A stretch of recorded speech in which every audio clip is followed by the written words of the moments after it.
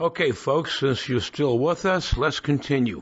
All right, today what we will do is look at the characteristics of water, pH being one of the major characteristics, and move ourselves towards the major macromolecules, which of course are carbohydrates, lipids, proteins, and nucleic acids.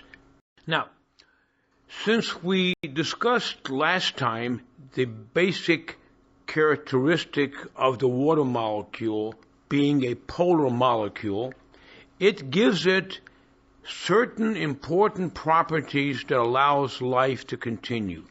First of all, water is the universal biological solvent. It will dissolve ionic compounds, which you will see is very important. Ice is lighter than water. 3, water molecules will bind to each other, giving water cohesion characteristics. Water will also bind to other molecules, giving water what we refer to as adhesion characteristics. And water has a high heat capacity, which means that water will absorb and maintain a large amount of heat. So let's for a moment look at some of these important characteristics of water. When we say something dissolves, we have to understand solutions. Now, a solution consists of a solute, which in this case is salt, and the solvent, in this case is water. Now, the solvent and the solute have to have the characteristic so that one will dissolve the other. In this case, when this happens, you form a solution. If we now look at what really happens when we take salt or sugar or any ionic compound and put it into water. As you can see, salt is made up of sodium and chlorine ions, sodium being slightly positively charged and chlorine being slightly negatively charged, being held together by ionic bonding. As we put the lump of sugar or salt within water, what happens is the water molecules will surround the individual ions because the water molecule has slightly positive and negative charges around the little Mickey Mouse structure. What happens is that each ion is surrounded by its respective charged part of the water molecule, thus pulling apart the crystal of solid that you have when you first put it into the solvent. Another important characteristic that you perhaps never thought of is that ice will float. And that's important because ice is basically a characteristic of water that when water reaches a certain temperature, it maximizes its positive to negative bonding. And as a result, the molecule actually is probably the only molecule in the entire universe that will expand when it's frozen and becomes lighter. As a result, ice floats, and because ice floats in the wintertime, it protects all the living organisms within the solution. Therefore, oceans, lakes, and so on do not freeze over solid. Now, another characteristic of water, as you can see, this little water flea is walking on water. Water has surface tension. Water will bind to water, forming this nice little skim over it, and this is also important in the formation of raindrops. As you can see, surface tension forming beads of water. If you try to dissolve compounds that are not charged, like non-ionic compounds, such as oil in water, obviously you know that oil and water do not mix.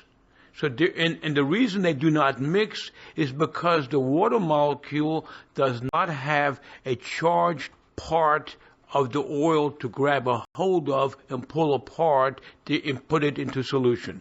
Another important property of water is the pH concept.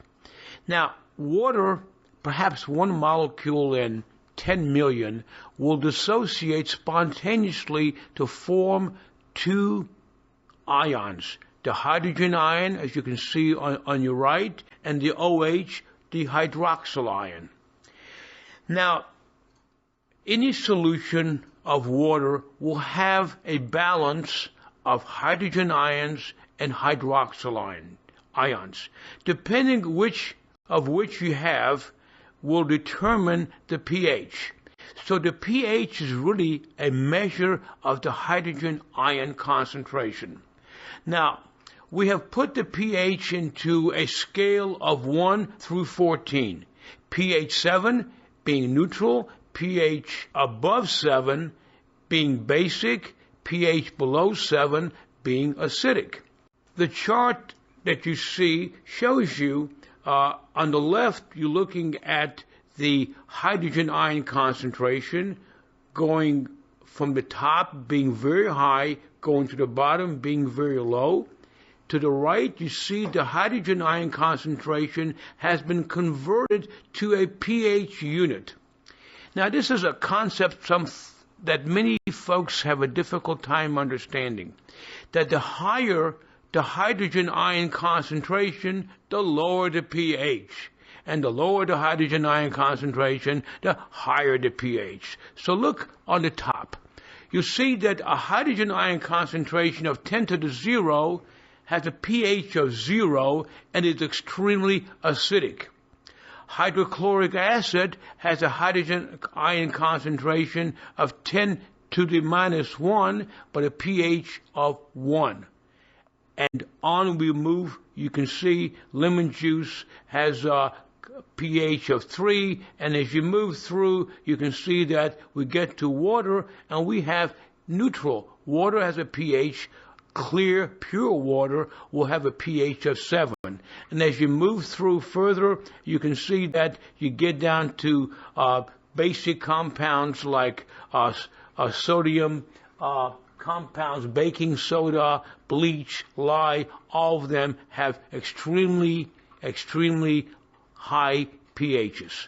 So let's see what the effect on the pH is if we add an acid or a base. Remember, an acid is a substance that has lots and lots of hydrogen ion potential. A base is a substance that has lots and lots of hydroxyl ions as a potential. So let's start off with pure water. Pure water, if you remember, has a pH 7. If I now add HCl to it, which is hydrochloric acid, the hydrochloric acid breaks down into hydrogen ions and chlorine ions. As you can see, the solution now becomes extremely acidic because we have added large amounts of hydrogen ions. On the other side, if we now add to water a base like sodium hydroxide, which has a large amount of, as you can see, OH groups, which are hydroxyl ions, suddenly the pH is going to change significantly and the pH goes up. If you now mix an acid with a base, you will basically end up in neutrality. So an acid and a base gives you a salt and water. For example, hydrogen chloride plus sodium hydroxide mixed together gives you basically water and sodium chloride. Now we come to the concept of buffers. Remember we discussed the idea of homeostasis. Homeostasis is the tendency of an organism to maintain its internal environment. One of the key internal environment characteristic that an organism wants to maintain is its pH level. The normal pH is approximately 7.5 to 7.8. Now, in chemical reactions, we have a variety of situations where hydrogen ions are pumped into a system. Now, this means that a sudden change would occur within a biological system. So how does an organism mitigate this sudden change? Because if you change the pH in an organism from one extreme to another extreme, the organism will shut down. So a buffer is a system of chemicals that basically minimize change in pH. Every organism has its own buffering system designed to do that. Buffers are important in biological systems in that they do manage to maintain the pH of the organism between 6 and 8.